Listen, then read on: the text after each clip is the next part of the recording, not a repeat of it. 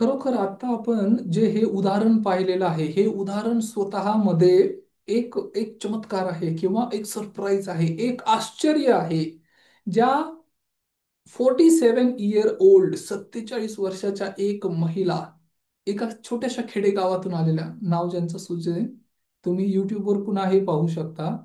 इंग्लिशमध्ये हा व्हिडिओ आहे. परंतु ज्यावेळेस त्या स्टेजवर आल्या आणि त्यांना काही बेसिक प्रश्न विचारले, त्यांना उत्तर नाही देता आलं. राईट. त्यांना विचारलं, तुम्ही कुठून आलात, किती वर्षाचे आहात, आणि ज्या पद्धतीने ते उत्तर देत होते, तर सगळ्यांना असं वाटलं. आणि त्यांनी काय सांगितलं, काय विचारलं, की तुम्ही काय परफॉर्म करणार आहात आणि तुम्हाला काय बनायचं आहे. त्यावेळेस त्या काय म्हणाल्या, मला एलन पेज सारखं फार मोठा सिंगर बनायचं आहे, फार मोठा सिंगर व्हायचंय. त्यावेळेस सगळे व्यक्ती त्यांना पाहून हसत होते. राईट. कुणाचीही क्षमता आपण एक्सप्लोर करू शकत नाही, आपण गेस करू शकत नाही की कोण व्यक्ती किती महान बनेल. आणि कुणाची काय, आपण स्वतःची सुद्धा क्षमता कधी गेस करत नाही. स्वतःला अंडर एस्टिमेट करतो नेहमी, की हे माझ्याच्याने होणार नाही, की मी काय करू शकेल, मला किती मर्यादा आहेत. ही आपली स्वतःची जी स्टोरी किंवा एक गोष्ट आपण स्वतःला सतत सकाळी उठल्यापासून रात्री झोपेपर्यंत आपण स्वतःला ते सांगत असतो. राईट. प्रत्येकाची ही गोष्ट आहे. प्रत्येकाच्या जीवनामध्ये ह्या काही घटना घडत असतात. परंतु जर तुम्ही स्वतःच्या आतल्या आवाजाला साथ घातली, जो आवाज तुम्हाला कायम किंवा अ, आवाज देत आहे, किंवा तुमच्या अंतर्मनातून अंतर्मुख ज्यावेळेस होतात, तर तिथून कुठला तरी एक आवाज येतोय, की अजून एकदा प्रयत्न कर, कदाचित ह्या वेळेस तुला यश प्राप्त होईल, हिम्मत हारू नकोस, असा आतला जो आवाज येतो ना, की you have to give one try, अजून एक प्रयत्न कर, यावेळेस यश प्राप्त होईल. इतके दिवस नाही जमलं, पण आता मात्र सुरुवात कर. व्यायाम कर, सूर्यनमस्कार कर, वाचन कर. आणि त्या ज्या व्यक्ती होत्या, सुजेन, ज्या महिला होत्या, 47 इयर ओल्ड, 47 वर्षाच्या, आणि त्यांना बनायचं एक फार मोठं सिंगर, गायक. आणि सगळ्यांना वाटलं की आता हे काहीतरी वेळ वाया घालवतील आपला, आणि म्हणून त्या इथं आलेल्या आहेत असं. परंतु ज्यावेळेस त्यांनी ते गाणं म्हणायला सुरुवात केली, त्यावेळेस सगळेजण आश्चर्यचकित झाले. राईट. सगळ्यांना असं वाटलं की इतकं छान किंवा इतकं सुमधुर आणि हृदयाला हृदय स्पर्शी, अगदी हृदयाचे भाव आणि स्वप्न. ते गाण्याचं बोल काय होते, I have dream, I have seen the dream, मी एक स्वप्न पाहिलेलं आहे आणि ते माझं स्वप्न मला पूर्ण करायचंय. त्या गाण्याचाच अर्थ, बोल, शब्द हेच होते, आय हॅव अ ड्रीम, मला एक स्वप्न आहे आणि ते स्वप्न मला पूर्ण करायचंय. आणि ज्या पद्धतीने त्यांनी ते सादरीकरण केलं, त्याच्यानंतर तर पूर्ण ऑडियन्स, जेवढे काही प्रेक्षक होते, ते उभे राहून त्यांना दाद देत होते, अप्रिशिएट करत होते. काही ज्या मुली तिथे होत्या किंवा काही ऑडियन्स होते, त्यांच्या डोळ्यांमध्ये अश्रू आले होते. आणि त्या व्यक्तीच्या सर्वसाधारणपणात किंवा जो साधेपणा होता, त्याच्या अनुसार त्या प्रत्येकाला ती हृदयस्पर्श घटना झाली. आणि त्या व्यक्तीने, म्हणजे युट्यूबवर तुम्ही हे पहा अजून, सुझेन बॉयल, सिंगर. आणि जसा आपल्याकडे एक कॉम्पिटिशन किंवा शो असतो, तसं तिथे एक शो आहे, त्यामध्ये पार्टिसिपेशन करून आपला परफॉर्मन्स प्रेझेंट करावा लागतो. तुमची सर्व स्वप्न साकार होणार आहेत, होत आहेत, ऑन द वे आहेत. परंतु तुम्हाला स्वतःची प्रतिभा, स्वतःची क्षमता याचं उजागर करणं आवश्यक आहे. आणि त्यासाठी दररोज सराव करावा लागेल. काही कारणास्तव तो व्हिडिओ मी इथे नाही टाकू शकत, कारण कॉपीराईट होईल म्हणून. परंतु तो व्हिडिओ तुम्हाला स्वतः पाहायचा आहे, पाहिजे तर मी ती लिंक खाली यूट्यूबच्या खाली मी टाकून देईल, जे कोणी व्हिडिओ रेकॉर्डिंग पाहणार आहेत नंतर त्यांच्यासाठी. परंतु हे फार महत्वाचं आहे. स्वतःच्या स्वप्नांना उजागर करण्यासाठी आणि त्यांना स्वतःला प्रोत्साहन देण्यासाठी दररोज तुम्हाला काय करावं लागेल? सराव करावा लागेल. विशेष कार्याचा सराव करावा लागेल. तर विकास होतो. विशेष कार्याचा सराव, विकास. कळालं? दररोज करावा लागेल, दररोज, एव्हरी डे. काही व्यक्तींच्या जीवनामध्ये त्यांना असं वाटतं की law of attraction is not working for me. माझ्या जीवनामध्ये हे आकर्षण किंवा हे जे काही मी करतो हे काम करत नाही, हे खोटं आहे. आकर्षण प्रत्येक व्यक्तीच्या जीवनामध्ये कार्य करतंय, अजाणतेपणे किंवा जाणतेपणे, कळत न कळत. असं शक्य नाही की पाण्यात उडी मारली आणि तुम्ही भिजला नाहीत. पाण्याचा तो स्वभाव आहे आणि तो व्यक्ती भिजणारच. परंतु कौन कहता है आसमान में छेद नहीं होता, एक पत्थर तो तबीयत से उछालो यारो. अंतकरणापासून, अंतर्मनापासून प्रयत्न तर करून पहा एकदा. म्हणजे अगदी हृदयाच्या अंतरंगापासून. आणि सगळ्यात मोठी मीथ काय माहिती? बरेच व्यक्ती म्हणतात लॉ ऑफ अट्रॅक्शन कार्य करण्यासाठी सर्वप्रथम आपल्याला त्यावर विश्वास ठेवावा लागेल. बरं, ठीक आहे. विश्वास 1% हवा, परंतु 99% तुम्हाला त्यावर कार्य करावं लागेल. कार्य करावं लागेल, निरंतर कार्य करावं लागेल. किती दिवस करावं लागेल? At least 30 days.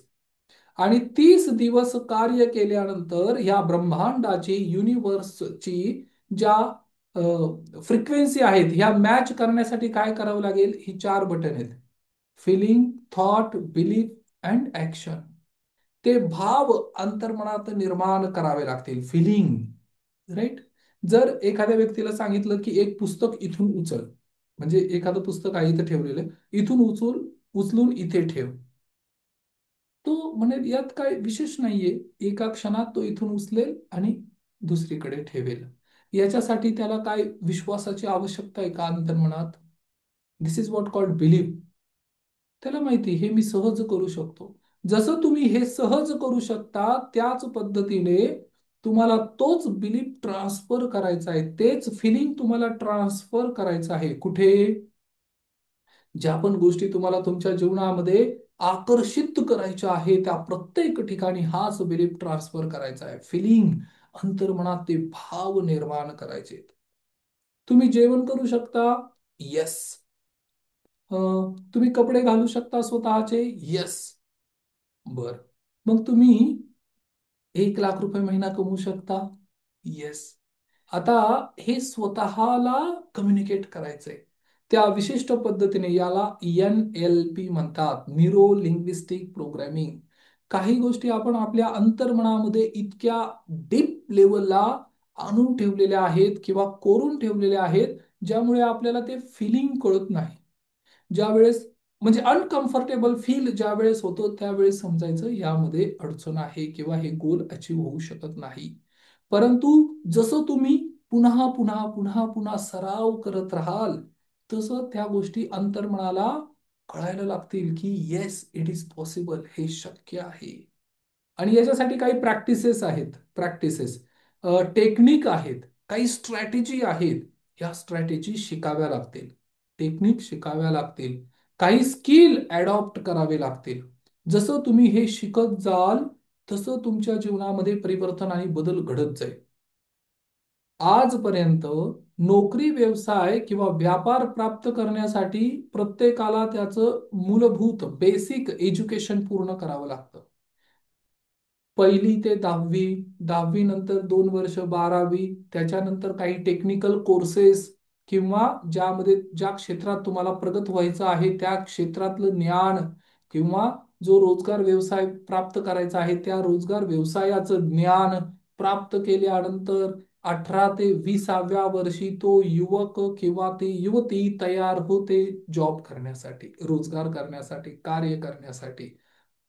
आणि ज्यांच्याकडे एवढं नाहीये, कमीत कमी आठवड्याभराचं तरी ट्रेनिंग घ्यावं लागतं एका विशिष्ट ठिकाणी, कंपनीमध्ये, ऑर्गनायझेशनमध्ये, संस्थेमध्ये गेल्यानंतर. आणि त्यानंतर त्यांना ते पात्र होतात की ते कार्य एक्झिक्यूट करण्यासाठी, म्हणजे त्यांना सर्व गायडन्स तिथून प्राप्त होतं, कुणीतरी सूचना देतं. एवढं तर बेसिक ट्रेनिंग प्राप्त करायला हवं की नको? करायला हवं. मग जर एक रोजगार प्राप्त करण्यासाठी आपल्याला 20 वर्ष मेहनत करावी लागते, मग जीवनामध्ये जर नातेसंबंध, मधुर नातेसंबंध, रिलेशन मास्टरी करायची असेल, रिलेशनशिप मास्टरी करायची असेल, तर त्याच्यासाठी काही बेसिक एज्युकेशन घेतलेलं आहे का? ते आपण गृहीत धरतो. विवाह झाला म्हणजे जो कोणी आपला जीवनसाथी आहे त्याने आपल्याला वेळ द्यायलाच पाहिजे, त्याने आपल्याबरोबर विश्वासपात्र ट्रस्टवर्दी राहिलंच पाहिजे. परंतु इट इज नॉट नेसेसरी. हे का राहिलं पाहिजे? याच्यासाठी काही कारणं आहेत. आणि हे जर तुम्ही प्रॉपर ट्रेनिंग किंवा प्रात्यक्षिक किंवा याच्यासाठी जर काही टेक्निक शिकलात, तर तुमच्या, कारण आपण सर्वजण सायकोलॉजिकल पद्धतीने रिप्लाय करतो. एक मनोविज्ञान आहे, आणि ह्या मनोविज्ञानानुसार लहान मूल सुद्धा त्याच्याकडून जर काही कार्य करून घ्यायचं असेल, तर त्याच्यासाठी सुद्धा तुम्हाला तुम्ही ज्या पद्धतीने बोलता त्या पद्धतीने तुम्हाला रिस्पॉन्स आणि रिप्लाय मिळतो. एकाच घरामध्ये दोन व्यक्ती जर त्या लहान बालकाला काही कार्य सांगत असतील, तर एका व्यक्तीचं तो कार्य अगदी त्वरित करतो, इमिजिएटली. पण दुसऱ्या व्यक्तीचं कितीही सांगितलं तरी तो ऐकत नाही. कळालं? तर याच्यासाठी बेसिक ट्रेनिंग फार महत्वाचं आहे. तुम्हाला आरोग्यासाठी, आरोग्य जर प्राप्त करायचं असेल तर त्याच्यासाठी काही बेसिक अंडरस्टँडिंग पाहिजे, काही समज पाहिजे की हे माझ्या जीवनामध्ये का महत्वाचं आहे. आपण ह्या गोष्टी प्राप्त न करता याला म्हणायचं लाईफ स्किल, जीवन जगण्याची कला, आर्ट ऑफ लिव्हिंग, जे श्री श्री रविशंकरजी गुरुजी त्यांच्या प्रोग्राम मध्ये सांगतात. त्या प्रोग्रामचं नाव काय? Art of living. श्रद्धेय श्री स्वामी रामदेवजी महाराज त्यांच्या प्रोग्राम मध्ये त्यांचे जे मोठमोठे कार्यक्रम होतात पहाटे, आस्था संस्कार ह्या चॅनलवर लागलेले असतात, त्यामध्ये ते काय शिकवतात? आर्ट ऑफ ब्रीदिंग, श्वास घेण्याचं विज्ञान, कला. राईट? तसं श्वास प्रत्येक व्यक्ती घेतो, परंतु प्राणायाम, प्राणाचा आयाम आणि श्वास याचा काय संबंध आहे? मग कपालभाती, अनुलोम विलोम किंवा भस्त्रिका किंवा भ्रामरी, हे प्राणायाम काय आहेत आणि हे घ्या, म्हणजे कुठल्या पद्धतीने श्वास घेतल्यानंतर आपली ऊर्जा शक्ती वाढणार आहे, हे जे काही शिकलं जातं याला बेसिक टेक्निक म्हणतात. आणि याच्यासाठी वेळ द्यावा लागेल. जीवनामध्ये जर आपले स्वप्न प्राप्त करायचे असेल, आणि ह्या ब्रह्मांडाचा अचूक नियम आहे, अटळ नियम आहे, सटीक नियम आहे, कधीही याच्यात भेदभाव होणार नाही.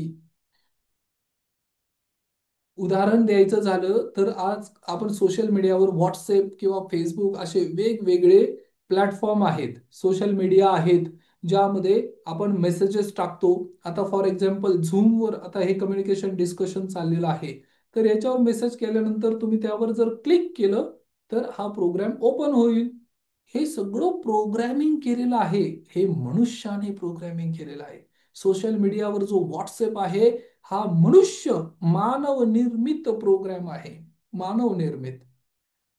आणि एकदा फॉर एक्झाम्पल तुम्ही त्यावर जर उदाहरणार्थ कुणाला वेल विशेष टाकले, हॅपी बर्थडे, तर तुम्ही त्या व्यक्तीला पुन्हा फोन करत नाही की तुला माझा मेसेज मिळाला का? कारण त्या व्यक्तीला तुमचा मेसेज मिळालेला आहे किंवा नाही हे तुम्ही तुमच्या व्हॉट्सअपवर चेक करू शकता, जर दोन ब्ल्यू लाईन झाल्या तर.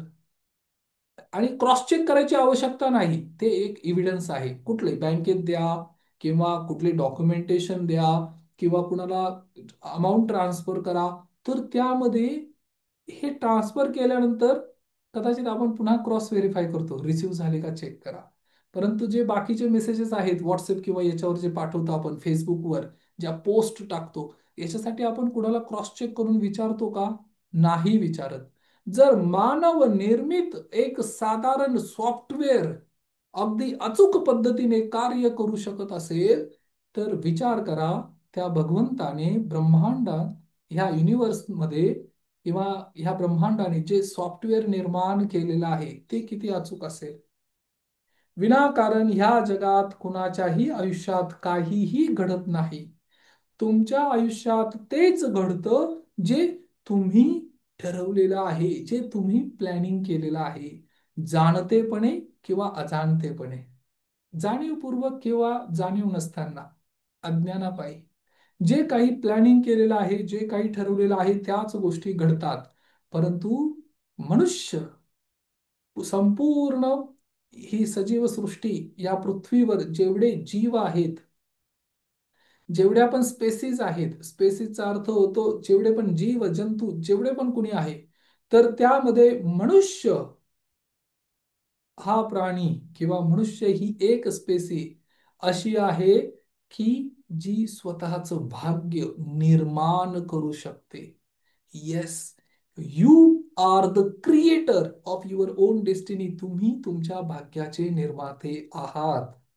परंतु हे भाग्य निर्माण कसं करायचं, याच्यासाठी काही रूल्स आहेत, काही नियम आहेत आणि ह्या नियमांचं पालन करावं लागेल.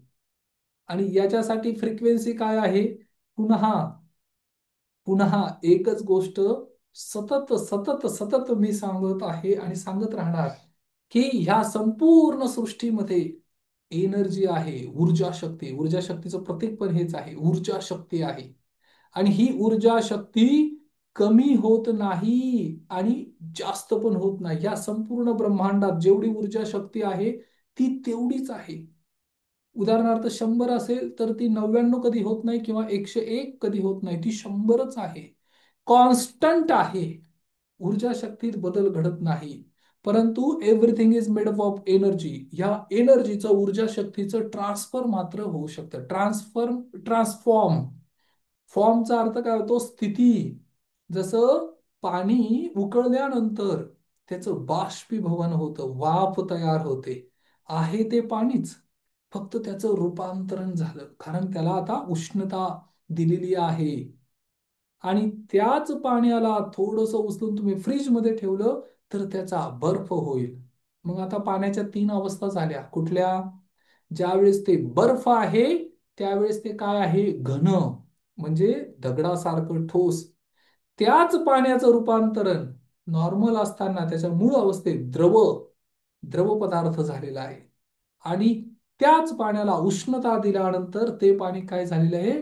वाफ तयार झालेली आहे त्याची. म्हणजे एक घन आहे, एक द्रव आहे आणि एक वायू आहे, पण सबस्टन्स एकच आहे. याला ट्रान्सफॉर्मेशन म्हणतात, याला फॉर्म म्हणतात आणि हे फॉर्म रूपांतरण होणं शक्य आहे. आता तुम्हाला ठरवायचं आहे की मला माझ्या जीवनामध्ये काय करायचंय. हे अचूक आहे, अटळ आहे, सटीक आहे.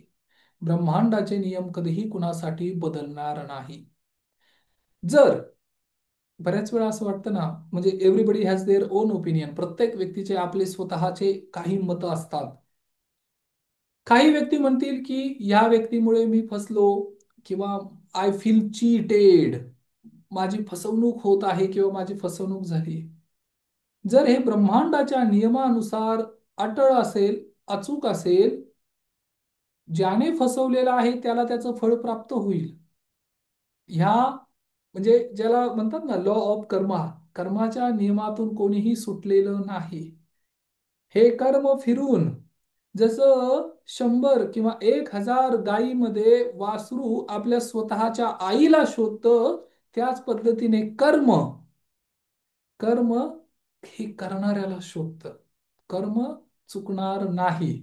कळालं? ब्रह्मांडाच्या नियमानुसार, ह्या अ, भगवंताचं जे काही सॉफ्टवेअर आहे याच्या अनुसार, कर्माच्या नियमाप्रमाणे ज्या काही गोष्टी तुम्ही केलेल्या आहेत त्याचं रिटर्न तुम्हाला परत मिळेल, अचूक मिळेल. आणि गंमत काय माहितीये? 10 पटीने, 100 पटीने जास्त मिळेल. जर तुम्ही चांगले कर्म केले, म्हणजे जर तुम्ही उपयोगी झालात काही व्यक्तींच्या जीवनामध्ये परिवर्तन, ट्रान्सफॉर्मेशन किंवा आनंद निर्माण करण्यासाठी, तर तुम्हाला ब्रह्मांडाकडून त्याच पटीमध्ये पुन्हा प्राप्त होईल. आणि जर तुम्ही कुणाच्या जीवनामध्ये दुःख निर्माण करण्यासाठी कारण झालात, निमित्त झालात. निमित्त वेगळं आहे, पण कारण जर झालात तर तुमच्याकडे पण ते परत येईल. हा ब्रह्मांडाचा नियम आहे. आणि ज्या व्यक्तीला हा नियम कळतो ना, त्या व्यक्तीला एवढं तर माहिती की माझ्या जीवनात जे पण काही घडत आहे याला सर्वस्वी जबाबदार कारणीभूत मी स्वतः आहे. पर्टिक्युलर माझ्या जीवनात ज्या काही गोष्टी घडत असतील त्यासाठी मी जबाबदार आहे. मग आपण हे बदलू शकतो का? येस, आपण हे बदलू शकतो. हे बदलता येईल. संचित कर्म, प्रारब्ध, क्रियामन कर्म, भौतिक कर्म जे पण काही आहेत, हे सगळे कर्म बदलता येतील. पण हे बदलण्यासाठी काय करावं लागेल? दोन गोष्टी आहेत. हे जर चेंज करायचं असेल तुम्हाला तर यासाठी दोन गोष्टी आहेत. एक, जे दुःख आहे ते तुम्ही भोगत राहा, भोगत राहा. पण एखादा व्यक्ती ज्यावेळेस दुःखी, कष्टी आणि संकटाने सगळ्या बाजूने चोहीकडून बंदिस्त झालेला आहे, तो व्यक्ती ते संकट भोगत असताना अजून शिव्या शाप देईल, अजून दोष देईल, दुसऱ्यांना ब्लेम करेल किंवा त्याच्या अंतर्मनात दुःखी असेल. आणि हे कर्म काय होत जाईल? अजून वाढत जाईल. चक्रवाढ व्याजाप्रमाणे वाढत जाईल, वाढत जाईल, वाढत जाईल. मग हा डोंगर तयार होईल. कळालं? आणि असंच होतं. एखाद्या म्हणजे चक्रव्यूहासारखा आपण किंवा ती व्यक्ती त्या भवसागरात अडकत जाते, अडकत जाते, अडकत जाते. मग दुसरा उपाय काय आहे? दुसरा उपाय आहे साधना, तपस्या, सेवा. सेवा, संकीर्तन आणि भजन या तीन गोष्टी फार महत्वाच्या आहेत. तुम्हाला जेवढं देता येईल तेवढं सेवा देण्याचा प्रयत्न करा. बरेचसे व्यक्ती विचारतात, सेवा करने से क्या फल मिलेगा? सेवा करने का मौका मिला है, यही फल है. जर कुणाची सेवा करण्याची संधी प्राप्त होत आहे तर हीच आपल्या स्वतःमध्ये एक फार मोठी ऑपॉर्च्युनिटी आहे. सेवा केल्याने काय फळ मिळेल हे विचारण्यापेक्षा स्वतःला सांगा. स्वामी विवेकानंद म्हणतात, जर एखाद्या व्यक्तीला तुम्ही काही धनसंपत्ती, म्हणजे काही लोक म्हणतात ना, हे घे रे 1 रुपया. एखादा जर बेगर भिकारी असेल रस्त्याच्या कडेला तर देणारे सुद्धा असं त्याला उपकृत करतात. स्वामी विवेकानंद म्हणतात, असं कधीही बोलू नका. दान दिल्याने, सेवा केल्याने धन्य होतो देणारा, घेणारा नाही. कळालं? म्हणून सेवा, संकीर्तन आणि भजन. भजन म्हणजे काय? मेडिटेशन. अंतर्मुख व्हायचंय, ध्यान करायचंय, स्वतः बरोबर कनेक्ट व्हायचंय. आणि याच्यासाठी वेगवेगळ्या पद्धती आहेत. याच्यासाठी तुम्ही विपश्यना करू शकता. याच्यासाठी तुम्ही मौन आणि ध्यान करू शकता. नाना शास्त्र पठेन, नाना दैवत पूजनम, आत्मज्ञान. स्वतःच जोपर्यंत ज्ञान होत नाही, आत्मज्ञान विना पार्थ सर्व कर्म निरर्थकम. काही उपयोग नाही जोपर्यंत तुम्ही स्वतःशी कनेक्ट होत नाही. आणि संकीर्तन, कारण संकीर्तन मध्ये सुद्धा तुम्ही भगवंताची किंवा आपले कर्म कट करण्यासाठी प्रयत्न करत असता. हा अगदी सोपा मार्ग आहे. दोन मार्ग सांगितले मी. एक, दुःखी आहात आणि बऱ्याचशा व्यक्तींना ज्यांची फ्रिक्वेन्सी किंवा ज्यांचे तरंग इतके निगेटिव्हिटी मध्ये जातात की त्या व्यक्तींना आपला शत्रू आणि मित्र यातला फरकच कळेनासा होतो. कोण माझा हितचिंतक आहे आणि कोण अहितचिंतक आहे, अशुभ चिंतक, बरोबर. आणि त्या व्यक्तींच्या संगतीत ते पडतात. राईट? म्हणून हे ब्रह्मांडाचं, सृष्टीचं जे पण काही सॉफ्टवेअर आहे याचे परिणाम अचूक आहेत. आणि आता आपल्याला कार्य काय करायचंय की आपण कुठल्या दिशेने जात आहोत याचा अनालिसिस करायचा आहे. दररोज अनालिसिस करायचं आहे आणि याच्यासाठी काही टेक्निक आहेत. या टेक्निक फॉलो करायच्या आहेत, फॉलो. म्हणून मी सांगतो, ज्ञान प्राप्त करून, ज्ञान म्हणजेच काय? माहिती गोळा करून, माहितीचा साठा, इन्फॉर्मेशन टेक्नॉलॉजी. आपण माहितीच्या युगामध्ये आज जगत आहोत. माहितीचा भडीमार होत आहे, बंबार्डिंग होत आहे. माहिती, माहिती, माहिती, माहितीचा सुकाळ. तुम्ही बघा जगाच्या कानाकोपऱ्यात काय चाललेलं आहे याची सगळी माहिती आज तुम्हाला तुमच्या टेलिव्हिजनवर, टीव्हीवर प्राप्त होऊ शकते. आणि टीव्हीवर पण प्राप्त करायची गरज नाही. व्हॉट्सअप नावाचं किंवा हे छोटंसं यंत्र असेल ना, 5 इंचाचं मोबाईल, त्या मोबाईलमध्ये सुद्धा ह्या सगळ्या गोष्टी आता तुम्हाला अवगत होत आहेत. फक्त स्वतःला प्रश्न विचारा, या सगळ्या माहितीचं मी करू काय? आणि 80% अशा माहिती मिळतात की ज्यामध्ये तुम्ही असुरक्षित आहात हे बिंबवलं जातंय. कुठली माहिती काढा, वर्तमानपत्र काढा किंवा अजून काही ज्या माहिती जिथून कलेक्ट होत आहेत, याच्यात तुम्हाला काय सांगितलं जातंय? असुरक्षितता आपल्या आजूबाजूला बिंबवली जाते. मग आपण काय करायला हवं? या माहितीच्या युगामध्ये वावरत असताना आपल्या सदसद विवेकबुद्धीचा उपयोग करून आपल्यासाठी जे उत्तम आहे, हितकारक आहे, ते आपण ग्रहण करायला हवं. आणि कृपा करून पहाटे कधीही वर्तमानपत्र वाचू नका. न्यूजपेपर किंवा बातम्या पाहू नका. जर हे करत असाल तर तुम्ही स्वतःच्या अंतर्मनामध्ये असे काही थॉट्स टाकत आहात की जेणेकरून तुमच्या फिलिंग ज्या आहेत, भाव जे आहेत, ते अजून असुरक्षित होतील. राईट. इकडे आपण इनसिक्युरिटी रिलीज करण्यासाठी इमोशनल फ्रीडम टेक्निक करत आहोत आणि दुसरीकडे आपण त्याच व्याधी किंवा त्याच फिलिंग, नकारात्मक भाव पुन्हा ग्रहण करत आहोत. कळालं? तर याच्याऐवजी काय करावं लागेल? पहाटेची सुरुवात ही नेहमी ग्रॅटिट्यूड, आभाराने व्यक्त करावी लागेल. आभार प्रकट करावे लागतील. आभार, ग्रेटफुल, ग्रॅटिट्यूड. आणि जे पण काही तुम्ही तुमचे गोल सेट केलेले आहेत, त्यासाठी आज काही टास्क तुम्हाला ठरवणं आवश्यक आहे. जर तुम्हाला पाठीमागे दिसत असेल तर इथे मी काही गोष्टी लिहिलेल्या आहेत. राईट. हा बोर्ड आहे. बोर्ड इन द सेन्स याच्यावर तुम्ही लिहू शकता, रफ करू शकता. हा, तर याच्यावर स्वतःसाठी तुम्हाला सूचना द्यायची आहे. हा प्रोग्राम जरी मी आता करत असेल तरी माझी सुरुवात त्या वेळेला झालेली आहे. माझं प्राणायाम किंवा त्यात सूर्यनमस्कार किंवा त्यात जॉगिंग किंवा ग्राफोलॉजी किंवा अजून जे पण काही तुम्हाला करायचं आहे, जे पण काही ट्रेनर आहेत किंवा ज्यांचं पण तुम्हाला काही ग्रहण करायचं आहे, ह्या सगळ्या गोष्टी तुम्हाला स्वतःच्या डोळ्यापुढे ठेवाव्या लागतील. काहीही झालं तरी एक गोष्ट मात्र कायम स्मरणात ठेवा की तुमच्या आत सर्व शक्तिमान परमेश्वर आहे. हे ब्रह्मांड आणि युनिवर्स प्रत्येक क्षणाला येऊन तुम्हाला स्पर्श करून जात आहे. तुम्हाला माहिती आहे, ही आकाशगंगा, मिल्की वे म्हणतात याला, ह्या आकाशगंगेमध्ये अगणित ग्रह आहेत, अगणित सूर्यमाला आहेत, ज्याला सूर्यमाला म्हणतो ना आपण, सोलर सिस्टीम, ज्यामध्ये एक सूर्य आणि बाकी 9 ग्रह आहेत. अशा अगणित सूर्यमाला या ब्रह्मांडात, युनिव्हर्स मध्ये आहे. आता हे काही आध्यात्मिक वाक्य नाही, म्हणजे दैविक किंवा धार्मिक नाही, हे सायंटिस्ट, वैज्ञानिक लोकांनी हे सिद्ध केलेलं आहे आता, की ही मिल्की वेब आहे, आकाशगंगा. आणि ह्या आकाशगंगेमध्ये अगणित सूर्यमाला, आणि त्या अगणित सूर्यमालामध्ये आपली एक सूर्यमाला, त्या सूर्यमालेमध्ये एक ग्रह आपला पृथ्वी, पृथ्वी माता. आणि त्या पृथ्वीवर केवढी मोठी विशाल हे भूभाग आहे, पाणी आहे.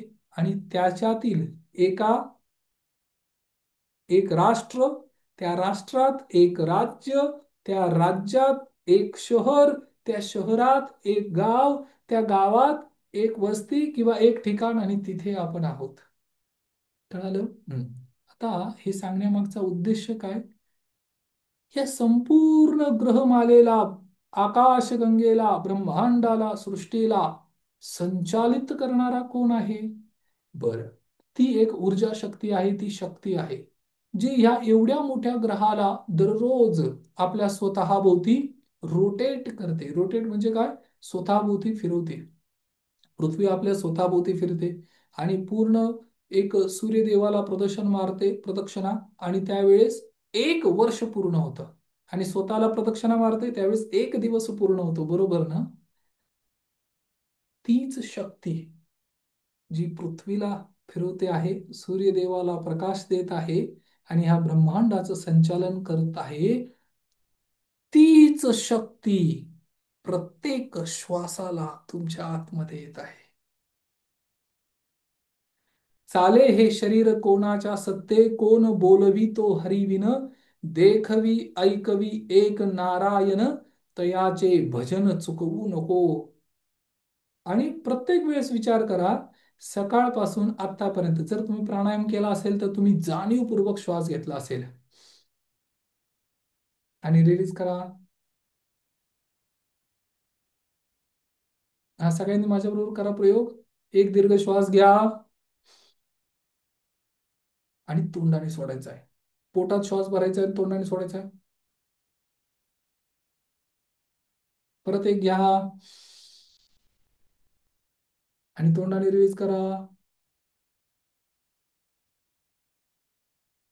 असे 5 श्वास घेतले तरी सुद्धा तुम्हाला रिलॅक्स फील होईल. परंतु याला जाणीवपूर्वक श्वास घेणं म्हणतात. पण अजाणतेपणे कोण घेते हा श्वास? राईट. काही व्यक्ती म्हणतात कॉन्शियस माइंड आणि सबकॉन्शियस माइंड, जागृत आणि अर्धजागृत. परंतु काही गोष्टी त्या सबकॉन्शियस माइंडला सुद्धा माहिती नाही, म्हणजे ते मनुष्याच्या बुद्धीच्या पलीकडे आहे. तुमचं हृदय दररोज किती वेळा पंपिंग करतं? बरं, आता तुम्ही भोजन केलं तर भोजन केल्यानंतर तुम्हाला ते रिअलाइज होतं का? हा, आता हे स्टमक मध्ये आलेलं आहे, आता लिव्हर मधून याच्यावर केमिकल पाझरलेले आहेत आणि हे अन्न आता पुढे जात आहे, असं फील होतं का? असं रिअलाइज होतं का? हे आपल्या ज्ञानाच्या पलीकडे आहे, म्हणजे आपल्या क्षमतेच्या पलीकडे आहे, आपल्याला ते कळू शकत नाही. काही गोष्टी होत्या ज्या तुमच्या सबकॉन्शियस माइंडच्या पलीकडे होत्या, त्या कधीही आपल्या आवाक्यात नव्हत्या. आणि हे जे कोणी करतंय ही ती शक्ती आहे. राईट. हा. परंतु तुम्हाला अजून एक ऊर्जा शक्ती दिलेली आहे, पॉवर दिलेली आहे, त्याला म्हणायचं कॉन्शियस माइंड, अवेअरनेस, जागृतपणे. आणि जे तुम्ही जागृतपणे करणार आहात ते तुमच्या नियंत्रणात आहे. बरोबर. आता मगाशी आपण जे पाहिलं, हा जो कर्माचा सिद्धांत आणि हे ब्रह्मांड युनिवर्स तुम्हाला जे टच करते, म्हणजे सर्व शक्तिमान, ज्याच्यात सगळ्यात अतुलनीय बलशाली जे पण काही आहे ते कुठे आहे? ते तुमच्या अंतरंगात आहे. तुम्ही जिवंत आहात ना? जिवंत आहात याचा अर्थ कोणीतरी येऊन कृपा तुमच्यावर आहे, अजून सुद्धा आहे. हा, तुम्ही कधी म्हणू शकता माझ्यावर कृपा नाही? ज्यावेळेस हा श्वास चालणार नाही ना, त्यावेळेस तुम्ही म्हणू शकता की आता काही खरं नाही. परंतु जोपर्यंत श्वास चालू आहे तोपर्यंत तुमच्यावर कृपा आहे, तोपर्यंत तुमच्यावर दया आहे, भगवंताची, ब्रह्मांडाची, युनिव्हर्सची. आणि जर ही कृपा तुमच्या बरोबर आहे, रामायणामध्ये रामायणातील एक वाक्य आहे, म्हणजे चौपाई म्हणता येईल याला. नरतन भव भारित कहूं बेरो, सन्मुख मरुत अनुग्रह मेरो. नरतन मनुष्य शरीर, भव भारित कहूं बेरो. नरतन मनुष्य शरीर हा भवसागर पार करण्यासाठी एक जहाज आहे. विचार करा, आपण इथे जे काही आलेलो आहोत ना, याचा उद्देश काय आहे? हे फक्त संसार करण्यासाठी नाहीये, मुलाबाळांना जन्म देण्यासाठी नाहीये फक्त, परंतु स्वतःच अनुभव प्राप्त करण्यासाठी, की आपण इथे का आलेलो आहोत. खाना पीना और सो जाना सब काम हे पशु समाना. हे तर पशु पक्षी पण करतायत आत्ता सुद्धा. हा, खाना पिना सो जाना, ते पण जन्म देतात. कळालं? म्हणजे कुत्रा, मांजर, घोडा, बैल, गाढव, जे पण काही प्राणी आहेत, पशुपक्षी आहेत, संपूर्ण सृष्टी आहेत, प्रजनन यांचं पण होतंय. जेवण हे पण करतायत, पाणी हे पण पितायत. खाना पीना और सो जाना सब काम हे पशु समाना, क्यों देह मनुज की धारी, सुनो सुनो वचन नर नारी. मग मनुष्य शरीर का प्राप्त केलेलं आहे याचा फक्त थोडस अंतर्मुख होऊन विचार करावा लागेल. जर असंच रडत रडत जीवन जगायचं असेल, मग त्यासाठी मनुष्य जन्म का पाहिजे होता? बरोबर. मग आता हे कशासाठी पाहिजे? तर स्वतःचा अनुभव प्राप्त करण्यासाठी. नरतन मनुष्य शरीर भाऊ भारित कहूं बेरो, सन्मुख मरुत अनुग्रह मेरो. हा जो श्वास चाललाय ना, हाच माझी कृपा आणि आशीर्वाद आहे. आणि श्री प्रेम रावत जी, युट्यूबवर जर कधी गेला तर श्री प्रेम रावत, प्रेम रावत महाराज जी असं सर्च करा, श्री प्रेम रावत. आणि त्यामध्ये सुद्धा तुम्हाला काही गोष्टी रिअलाइज होतील. आणि ही गोष्ट फार महत्वाची आहे. हा आपल्या जीवनाचा उद्देश हवा. पहाटे उठण्याचा पर्पज आणि उद्देश हा हवा, की मला स्वतःबरोबर कनेक्ट करायचे. सगळ्या जबाबदाऱ्या पार पाडा, परंतु एक महत्वाची रिस्पॉन्सिबिलिटी, जबाबदारी तुमची आहे मनुष्य या नात्याने. या शरीरात तुम्हाला, आणि हे सगळ्यांना नाही समजणार, समजत नाही. आणि पशुपक्ष्यांना सुद्धा याच्याशी काही घेणे देणे नाही. ते आपल्या कर्मबंधनात अडकलेले आहेत, त्यांचं कार्मिक लेयर्स आहेत. त्यांना जेवढं प्रोग्रामिंग केलेलं आहे त्या पद्धतीने ते कार्य करणार. फक्त मनुष्यच एक स्पेसी अशी आहे की जे ब्रह्मांड, युनिवर्स किंवा चंद्र किंवा हे ग्रह तारे यांचा अभ्यास करू शकतात किंवा अंतर्मुख होऊ शकतात. बाहेर जेवढं जग आहे ना तेवढंच आतमध्ये आहे. आणि याच्यासाठी या युनिवर्सच्या फ्रिक्वेन्सीला मॅच करण्यासाठी आपली फ्रिक्वेन्सी रेज करावी लागेल. ब्रह्मांडाचे अचूक नियम आहेत, ते पण फॉलो करणं गरजेचं आहे. Very good. इथे आता आपण स्टॉप करूया आणि